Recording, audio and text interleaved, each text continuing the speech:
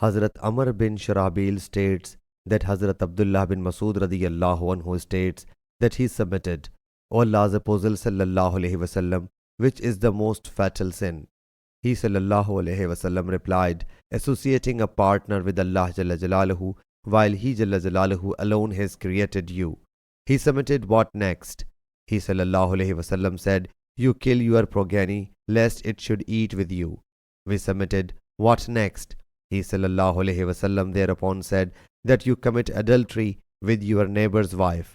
Allah Jalla Jalaluhu then revealed the verse verifying the Prophet's statement, and those who worship not any other God along with Allah, and kill not the same which Allah has forbidden unjustly, and not commit adultery, and whosoever does this shall get the punishment. Surah Al-Furqan, verse 68.